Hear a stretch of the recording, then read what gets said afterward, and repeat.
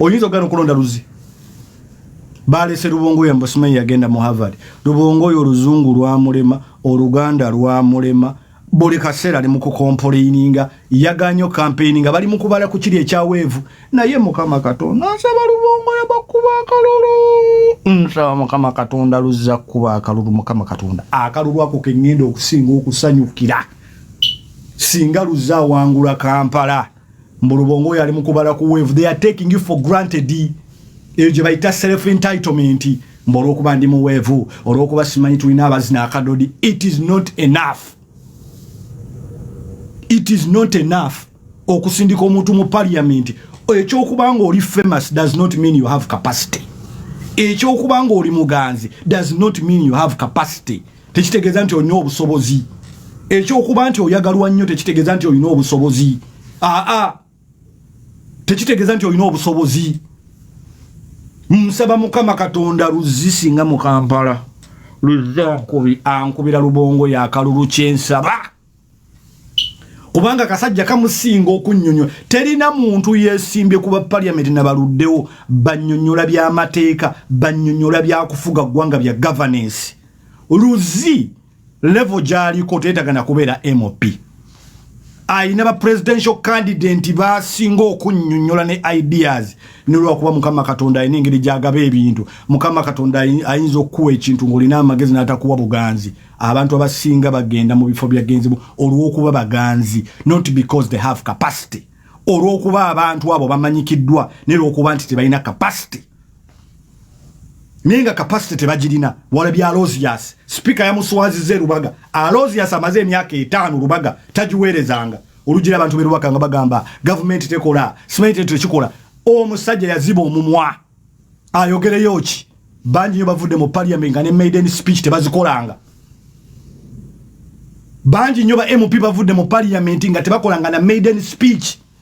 Mu Buganda fe tusinga okusindika ebibafu bannange tusaba abantu bo mu Buganda yonna gye muli I appeal to you tutwala abaana baffe ku masomero ba experts tubalina abaana abalina amagezi abaana abasobola okuweereza eggwanga lyabwe abaana abategeera abaana abo bagende basecuring gains zaffe tulekerawo okusindika ebibafu mbono okwata simanyi Seggona n'omujjayo musimanyi teekayo walukagga mazima ddala oba oyagala kuzimba ggwanga kiringa kulonda Seggona mbu yakulembera abayimbi. Seggona ayinza okulembera abayimbi. Seggona si muyimbi. Seggona is a legislator, is a lawyer legislator. Let me tell you what is going to happen after kunakulwa elections. The same script is going to play. Bobi Wine sura ya akalulu bamale bakwatire mu nyumba akalulu bakalangirire ogendo filing a petition simaya to musango ogujeyo oguze mu koti y'abantu. The same script. That is what is going to happen. Yes. Tuina kutekayo Luzzi. Tuina kutekayo Luzzi. Ekyo kyensaba mu parliament eddako. Abantu beka nakwamba nange Katonda ine ebintu byakola mu nsi muno. Katonda ine ebintu byakola mu nsi muno. Katonda ine ebintu byakola mu nsi muno. Ne Buganda tulina okwekaabirako.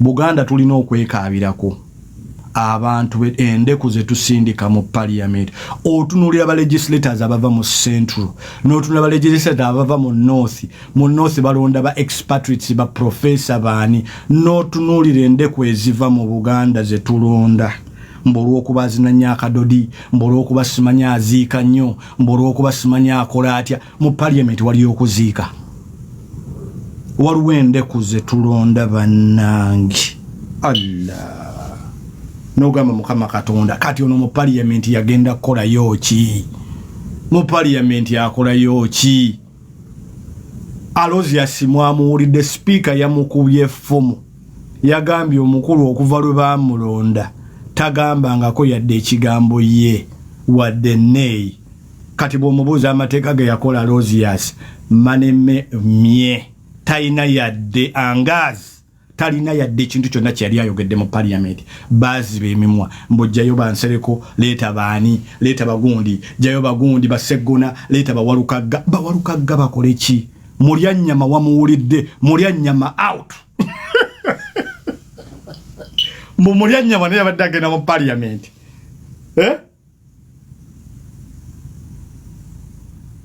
mulya nyama yabadde mulya agenda mu parliament. Electoral Commission, thank you very much. Abaganda badde bagenda tewunyisaga mulya nyama bagenda musindika mu parliament. Agenda akoleyo ki mulya nyama. Ulira abantu basindika mu parliament. Mbo bana bagenda okuvuganya okujjako mu 7. Mulya nyama out. Congratulations, Joel Senyonyi. Joel Senyonyi, koti za Uganda zikola. Joel Senyonyi, koti za Uganda zikola. Joel Senyonyi. But that was a very stupid petition. Omuntu ateka petition ngo Joel Senyonyi tainza kuva mu parliament. Oyo legislator waddala. Waddala. Ni wankubadde siwagira nupo naye kaddala ka Joel Senyonyi kaddala naye sebo tutwaleyo mulya nyama kati mulya nyama wadde ogenda kukola yoki obadde ogenda kutundira nyama mu parliament obadde ogenda kukola yoki mbu mulya nyama naye wadde agenda mu parliament mbu ne walukagga electoral commission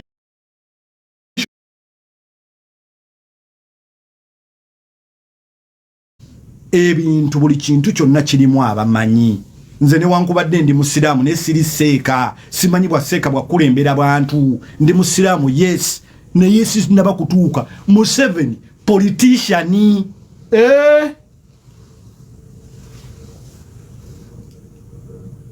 mulya nyama yabadde agenda kusamba zezende kuze tulonde ensuwe enjatefu mbozegene mu parliament zitukiikirire zigene mu parliament zitukiikirire nabadde nange ngenda kunyigirira ko nupu okugamba mbo Senyonyi basazeemu constituency ye nabadde nja kunyiga kubanga aba Senyonyi abo ba legislator batuufu ne wankubadde tuli ni kategeera kikakola akasajja ka Joel Senyonyi ne ba Joel Senyonyi bakwata kutama bati bagamba bano betu ku tiimu yango manyo kubanga oli captain wa tiimu y'omupiira ninga abantu bajjudde mu tiimu nga balinga ba Manchester United baka byamaziga oyina bawugate tebasobola dde okusiba omupiira bebabulya nyama nti jayo ugate tekayo Kasemira akaddiye jayo ostegera mbutuza meino sambisa Kasemira omukadde bimwade mugendo tukola endiga zigenda mu parliament omwe endiga zitula butuzi mu parliament eating money for free bazibe alozi yasabadde mu abantu berubaga mwebale nnyo okubanga alozi yasimwamubodde n'ekibiina kyava mu kyamubodde mwebale nnyo batula butuzo ikugamati they're just taking people for granted mbosanga basi ngotikinga bosanga gundi ngotikinga no opposition nabagambi tewali message ya opposition temulina message je muguziza bana Uganda. That is why Museveni agenda kuwangula akalulu kankakuddiremu akalulu tulina ebyalo emitwalo 7 mu 12 Museveni buli kyalo ayina abantu 10 abali guaranteed abali ku register eri gyowuleji bayita PDM sagala obere mistaken Museveni mu register za NRM buli kyalo emitwalo 7 kirina abalinako abantu 10 abali guaranteed nti bayingira akalulu nga balina 1,700,000 Museveni nga ine 1,700,000 forward abantu abagenda okulonda bali 2,200,000 mu emitwalo ago mu emitwalo 4 kati bw'oba oyingidde mu election nga Museveni akusinga 1,700,000 yeah nga already atandise na 1,700,000 kitegeeza mugenda gabana 14,000,000 zisigaddewo 14,000,000 olina okusooka n'omukuba 1,700,000 guli gwe yatutte kati ne musigaza 7 ne mulwanira 7 but the question is will you get the 7 and can you even share the 7 Parliament eddako Museveni alina ababaka 62 already bakayingira mu parliament unopposed 62 members of parliament opposition inebwe wangula akalulu ka presidency president wa opposition president ona abafuse opposition abafuse president aba agenda kufuuka kye bayita dictator in a proxy lwaki talina house to function bafuutu soja bakazukuka nalabye itongwa nga akyogera agamba mukamawe nkusaba okola alliance twabibagamba nga wano nga mutuvuma. You cannot have power bw'oba tosobola kubeera na alliances. That is the message we have been telling you all along. Nkakuddiremu tosobola kubeera na bukulembeze executive nga toyina legislative. Tosobola kubeera na executive nga toyina legislative council, toyina house. Ogenda kubeera dysfunctional. Bw'obeera dysfunctional ogenda kukola ebintu bibiri. You're either going to dissolve the house or you are going to go by what the house tells you. Kitegeeza mu byonna ewakane mu kibira you become a dictator by proxy. Omusajja wabakubira yategeera game kyenkugambye nti buli game ino omumanyi waayo gw'omuyita dictator n'ateekawo okulonda n'okwetabamu n'omala okwetabamu kyenakugambye nti Museveni kyakola. Museveni creates appetite for election. How does he create the appetite for election? Ba legislators baba bakola oba tebakola bafuna sente nnungi. That is what they call the appetite. N'ateekawo okuvuganya the process. Nti tulina okugenda eri abantu tubasaba akalulu kaabwe. Akola ebintu bibiri. He creates the appetite for what? He creates the appetite, number one. Number two, he creates the process. N'ateekawo process ey'okuvuganya for the price. Kyenakugambye nti buli game ina mumanyi waayo. Museveni yalidda mu North nga campaigninga. Ask yourself the question, why has Museveni returned to the North? Given the fact nti akaluko mu North kali secured ya inaneba members of parliament mu North abali unopposed. Why do you think Museveni has gone back to the North?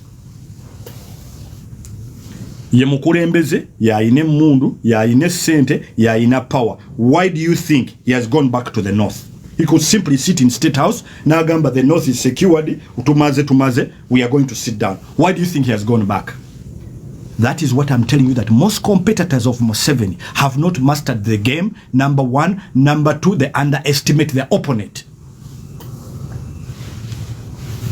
Most competitors of Museveni underestimate Museveni and they have not mastered the game. That is the question I'm asking. Museveni wabanga ye president yaline sente yaine mundu isimanyi yabba akalulu simanyi yakola atya kiki ekyamuzizaayo okugenda mu North okuddayo mu North. Today is in Guru. Joe yabadde Kolo. Why is he back in the North?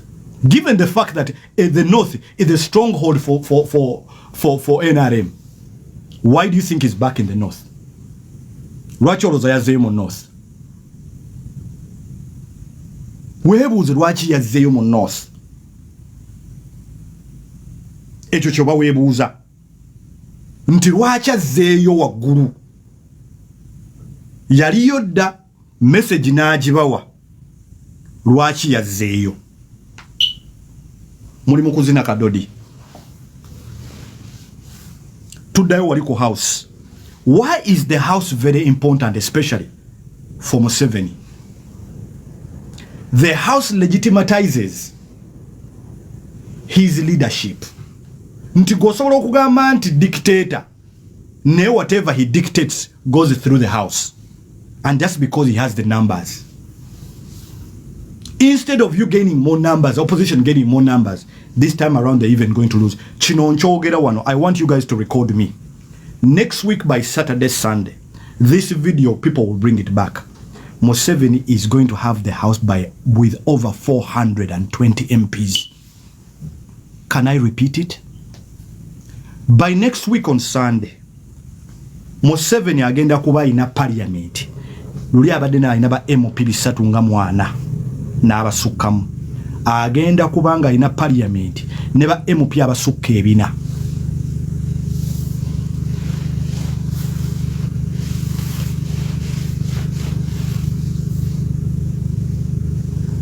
Nkakuddiremu. By next week on Sunday, Museveni has been having a majority in the house. The house is the parliament. By next week on Sunday, give or take, Museveni will have more than 420 members of parliament. Basically, he's going to have over 90% of the house. Kitegeeza ki? Eyo bagita backup plan. We can lose. Just in case we lose, which is very unlikely, the popular vote. But as long as we have the house secured, you know why that is? Is because this is going to be a transitional government. We are transiting from the old guard to the new guard. Bote batunulide bya 2026 bye mulimu kati abasinga ba opponent ba Museveni. Batunulide 2031, the transitioning of power.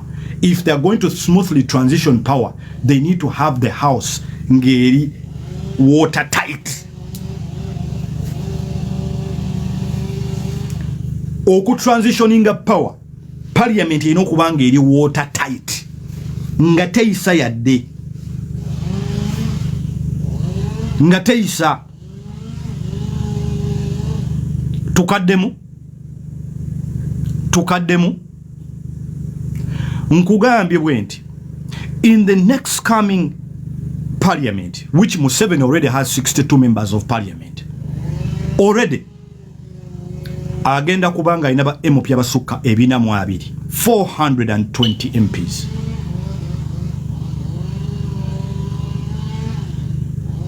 Why so? Cause tugenda mu kibaita transitioning of power from the old guard to the new guard. While he was chasing Museveni, Museveni is already chasing himself by creating a process that is going to transition him okufuuka ekirala ave mu kyabaddemu. Kinakugambye nti buli muntu yenna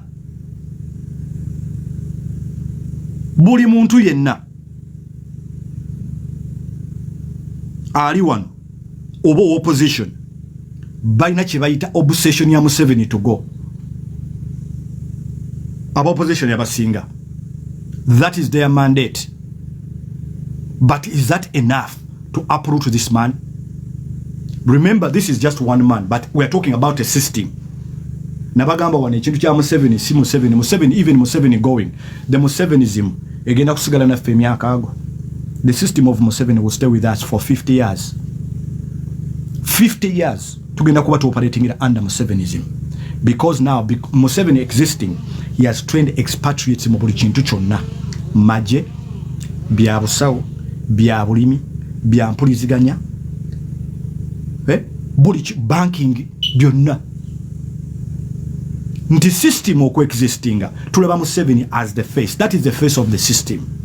Ngabo olaba Nyerere has gone many years ago, but even until today Tanzania is still operating under the Nyerereism. And who is the teacher of Museveni? Teacher of Museveni mumumanyi bamuyita Julius Nyerere, Kambarare Nyerere.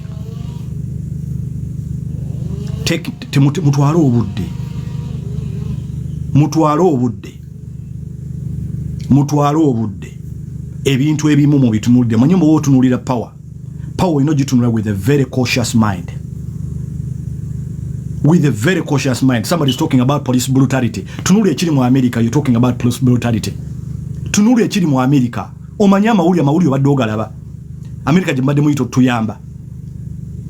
Abantu babadde babatta ombaso omukazi mu cold blood police. Kumuyimiriza mukazi n'agaana. Bino ebi Uganda police bibadde bagamba simene mukwata police n'ogiwuba bwa mujeke mmundu. Genda okikole mu America olabe.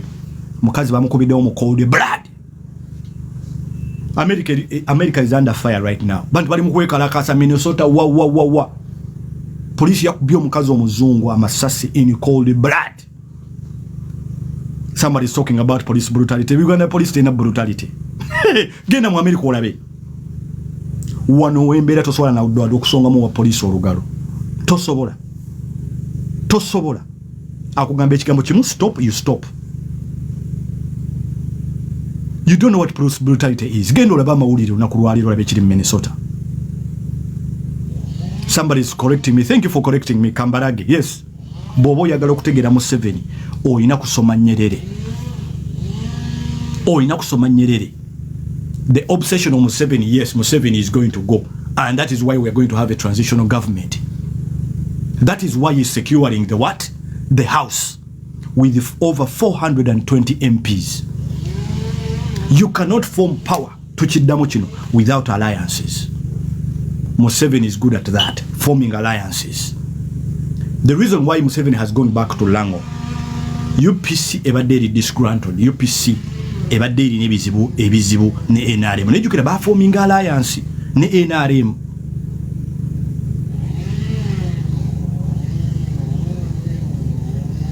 Okay? Ba forming alliance nachi? Ba forming alliance nechi? Ne NRM. However, I think all what they bitabadeti bitkwataganye bulungi. Museveni has gone back to Lango even after leaving Lango. He has gone back. Remember, he has the power. He has the money. He's the president. But why is it that bwabanga ali nga ino butakanya no muntu ngata ina capacity government ni wankuwa disikolagana na webere yombere? Why do you think? Because Museveni never underestimated. Museveni tewali chintu kitono. Everything is big.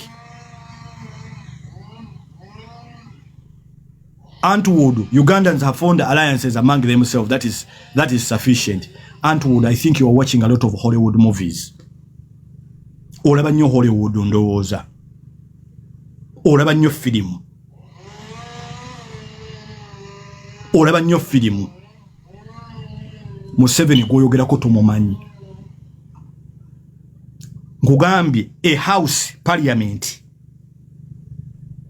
agenda kuba ina ababaka 420. Projection eraga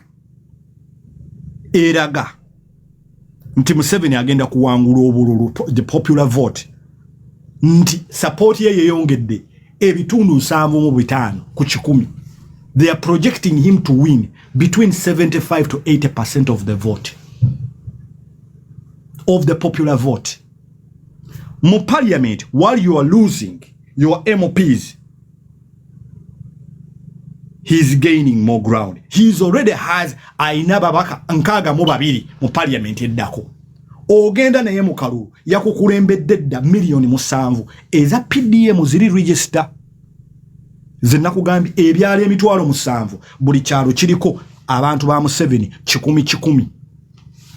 Kiringa kutandika mupiira ng'omupiira gw'otandika nayo mupiira aina goal 2 ng'olina 0. Kitegeeza olina in simple terms olina okusooka okumuteebazirya eggoolo 2 mubeereko equal terms nti kati omupiira gutandise guli 0-0, then mutandika okwogera ku bintu ebirala.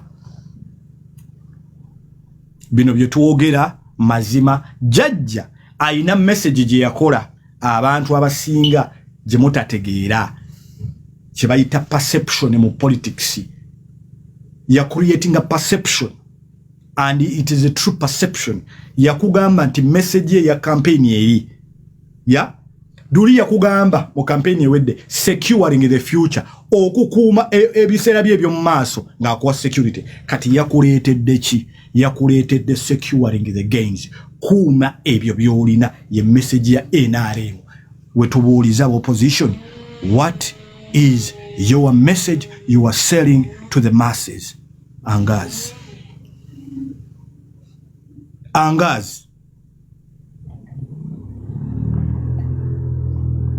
Yakugambye kuuma kyolina. Oba olina embaata emu gikuume, oba olina enkoko 10 zikuume, oba olina business gikuume. Kibayita securing the gains. That is his message. Wona walaga bantu kubeera nakasente mu nsawo, wona walaga. Ate what is are we looking for all of us? Fena tuwataka kubeera nakasente mu nsawo.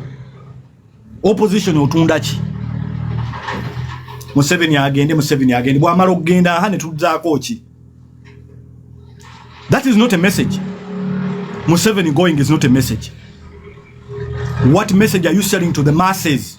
Bagenda kugamba Museveni agende. Simanya bakalu. Bwaba bakalu wetabyemu kaaki? Kitegeeza nawe oli mubbi, toyinza kwetaba mu byababbi nga toli mubbi. gano mazina ga nkima toyinza kugamba nti omusajja abba akalulu gwe weetabyemu kaaki noleta protestive vote kati atagenda kukuba protestive vote erimu opposite direction nga bagikuba gwe yenyini agamba protestive vote ng'obadde osuubira kangi naye ate ne bakakuba nga ate bakakubye mu bungi ddala. Allahu akbaru kabira.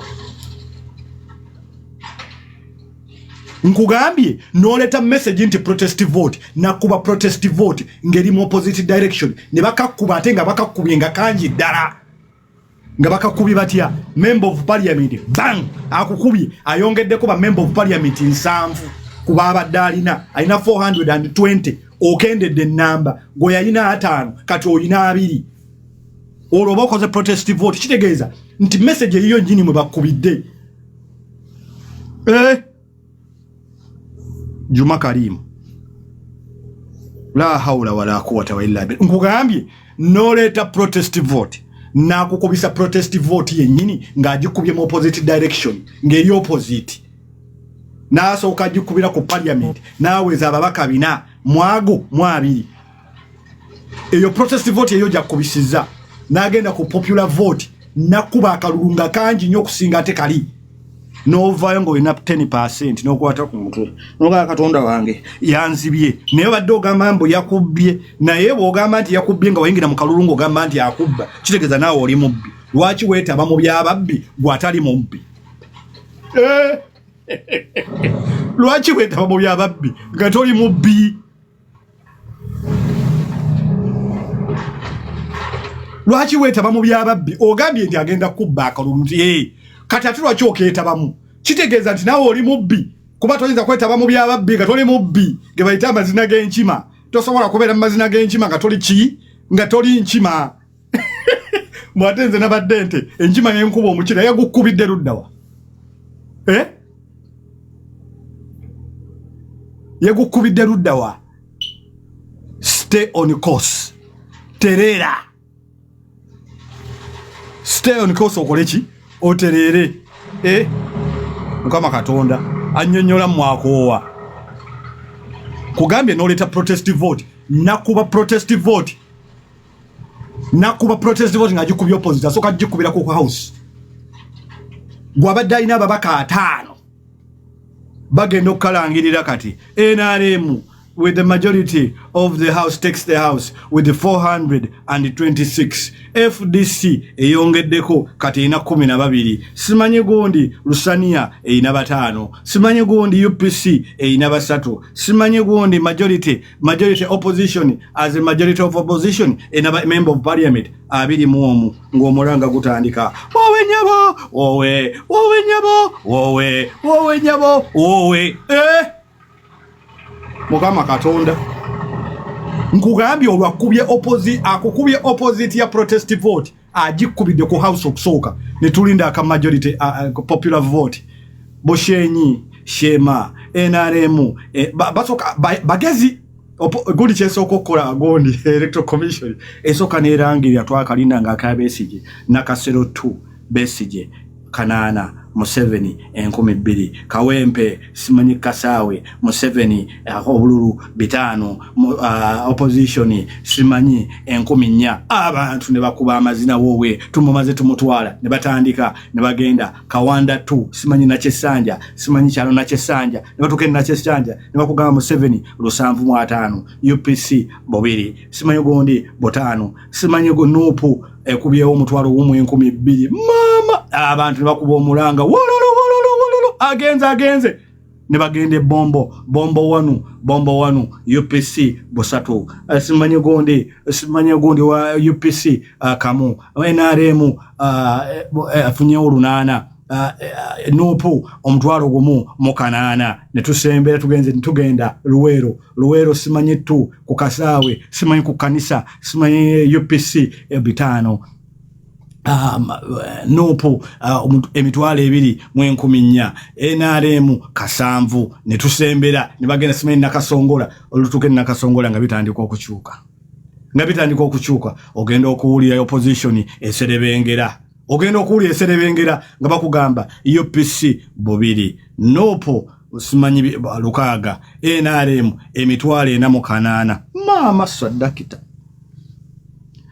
mama ogenda okuwulira nga butandika okulinnya nga tuve nakasongola nga bagende kakoge wanu UPC obululu 2 simanyi gonde gomu 2 nopo gomu 2 NRM emitwalo 5 mu 14 mama tugende mijera NRM emitwalo 8 mu 14 nopo 12 UPC 2 Lusania kamu simanyi gundi bona tugende masindi nga tutuuke masindi nga bakugamba NRM emitwalo 12 mu 14 UPC kamu nopo 13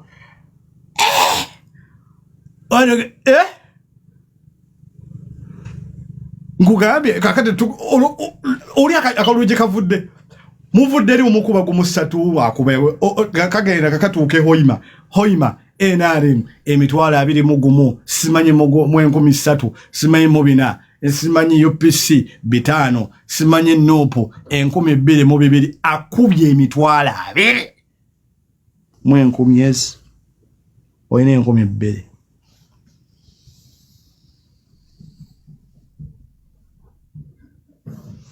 oyina 12 nga kasembera nga kagenda tugenda kafu olutuyingira mu north kalu katandika okukyuka UPC 8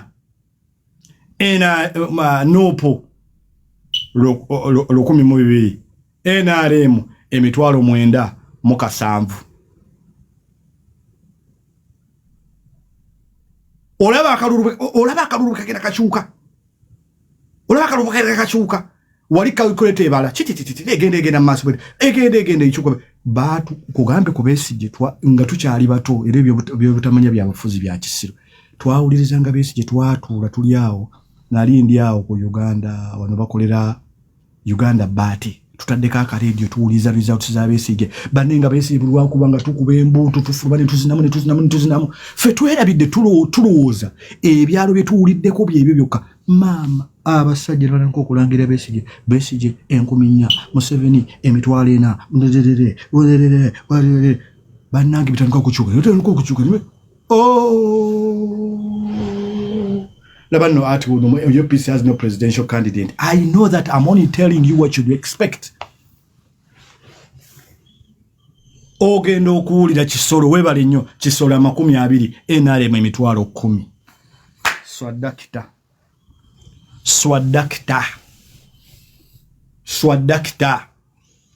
Kakati no presidential candidate wamwe.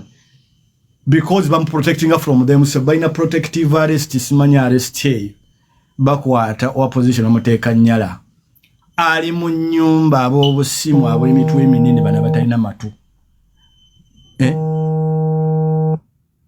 abatalina matu bali omu bali ku internet bafukula olufukula boogera na bisiikirize Kamwenge webale nnyo malaika wa jenomo ogenda okuwulira Kamwenge nopo 2 Lusania busatu NRM emitwalo 6 mu 14 mu 2 Lwengo abo bakuba kalulu abantu bebyalo Sembabule ogenda okule Sembabule nga yonna yayezeyo yonna ekyalo kyonna yakyeze emitwalo 2 la haula sadida Lwaki to tapping a screen tugenda ku invitinga ku maloboozi nze nkutegeka next week kuba kaluluddayo wakatoteka mu hopes tosemberera obutwa ngolooza simanyi gondi wa candidate wagenda kuwangula ebintu bya politics bikwate n'obwegendereza funa ekikafulaska kange erimu amazzi agabuguma obeere ng'oganywa mpola ebintu tosemberera obutwa nkwegayiridde ojja bbonywa nga totegedde election nzibu nnyo nti oba n'ekikopo kya chai nga olwe ekikopo ekikalu n'okwatamu ekikalu ng'obadde olina by'owuliriza eby'election n'otandika okunywa mu kikopo ekikalu nga weerabidde election nzibu nnyo zibuze ba politician nzibu nnyo obeera n'ekikopo kya caayi nga waliwo ekikopo kya caayi ekijjudde ekikopo kya caayi ekikalu n'otandika okunywa mu kikalu ng'ekya caayi kiri awo ng'okiwuliriza abantu ng'ebbaafu eringa ebbaafu balangirira ebbaafu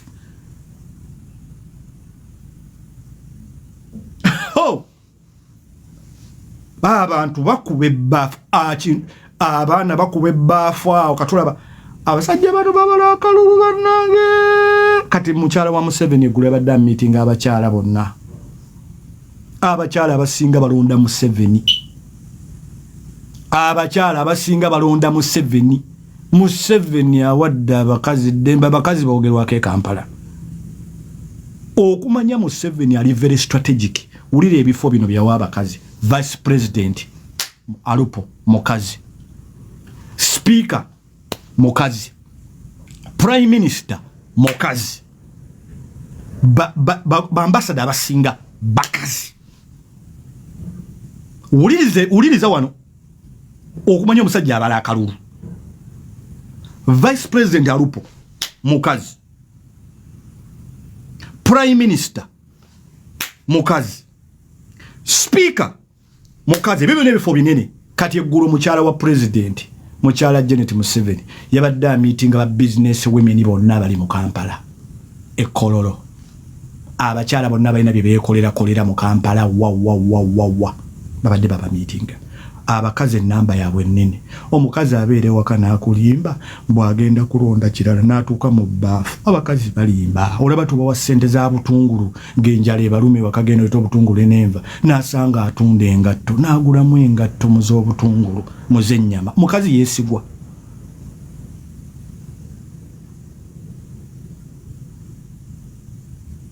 omukazi yeesigwa abakazi mu elections goloza lwaki ba politicians all over the world akaluluka woman vote kanu babera very concerned with the women vote. Why?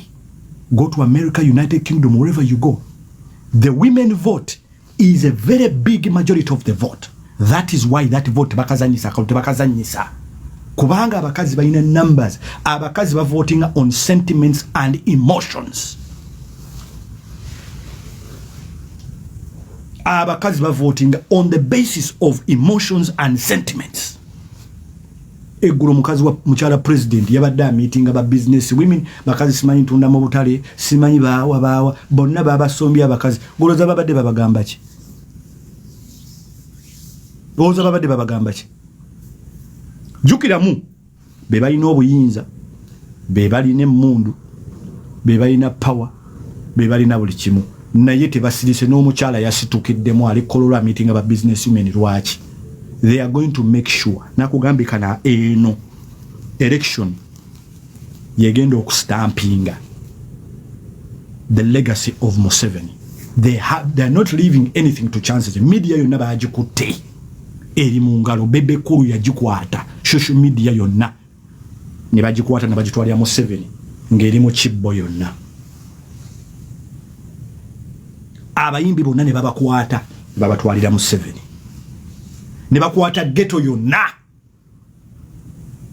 Ghetto structure mu jiwulira ne bonna ne bagitwalira Museveni. Why? They are not leaving anything to chance. Somebody is saying that NRM lost Amelia Chambade. You are a joker. Amelia Chambade ye flag bearer. Wema wokota. Gwolaba TV chi. Ono mamuyiti simanyi bamuyitani. Mujja ne mujja ku live kuno nga muvu okuli embizi nga mutamidde. Lwaki olaba live ngo otamidde? Flag bearer. Ate nga Amelia Chambade agenda koma mu parliament. Ema wokota mukulu Hirudu Mantana Kyakoze. Mukwano gwange neighbor wa Amelia Chambade.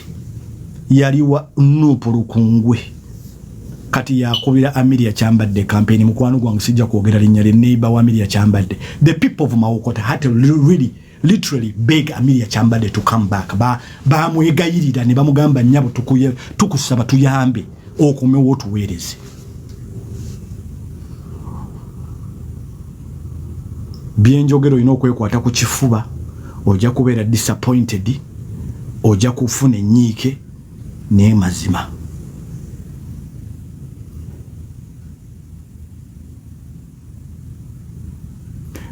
semwogerere moments olina okujjawo akamanyiro ng'oli ku live yange. Okay, sinaba kugamba yo current MP, she's contesting, niyo olina okujjawo akamanyiro. Okay, nze tebamanyira manyira bintu byakuŋŋamba bo respect yourself. Genda obigambe nnyoko, tebamanyira manyira, abantu tebanaba kugamba nze tebamanyira. Beere yo labyo olinga n'ekidoli. Nze tebamanyira manyira, bw'otuulanga ku live wuliriza tomanyira manyira bya kisiru situmbafu. Bino byogenda nga mumanyira abantu. Genda okole live eyo.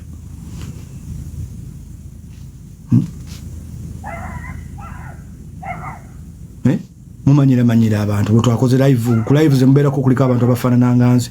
Mubeera mu bantu bakozi bonna balinga bavuddemu embuto. Do they look like me? Jja kuno olegalega ogutwe.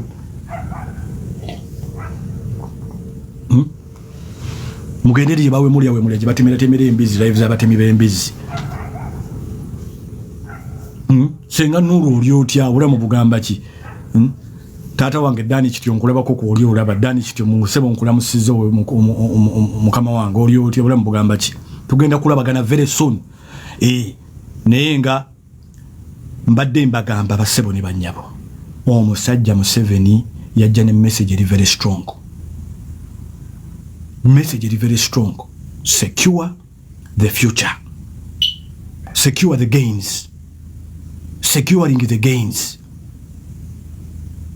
Opposition, what is your message? What is your message? What is your message? He is not leaving anything to chance. Ate yatutaddemu akasente nga kangi. Olaba nange ndya ku sente z'NRM.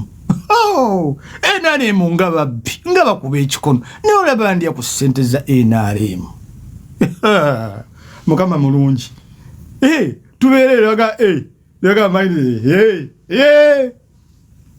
Gwe noonya leeni nze sikyawagira banafunzirawo embazi neerege, nina abaana nina abakyala, embazi neerege nga nkuwagira ku ddiiru ki?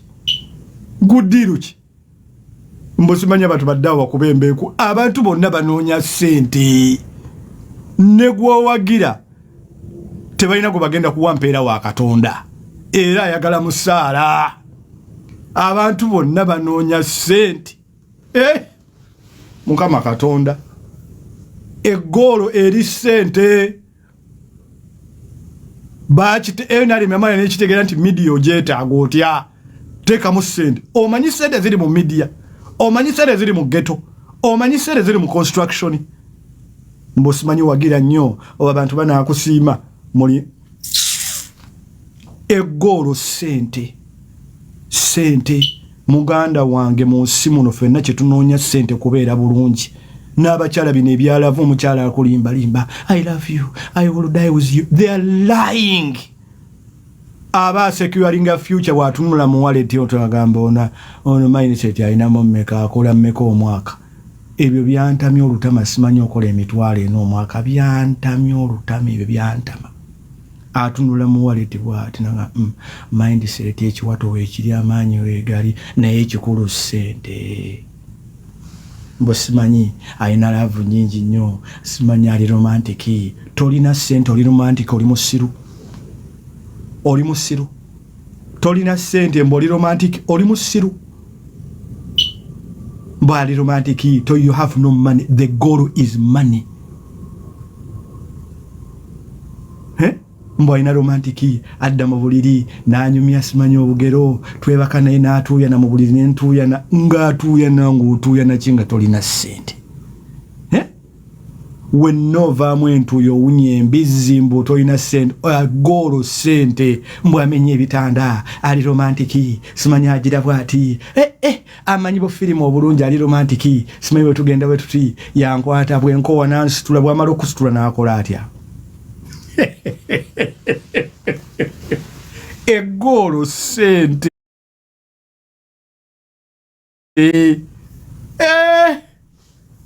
Ffenna tumala okukola tuti nga tugamba rabbana hatina fi dunya, ya Allah gulawo amakubo, Allah otuwe essente.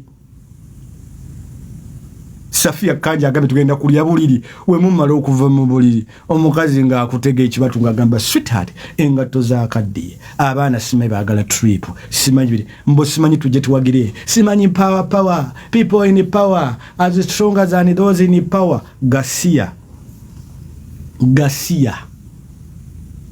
mbo power people in power senga simanyi gonde Gasia egoro sente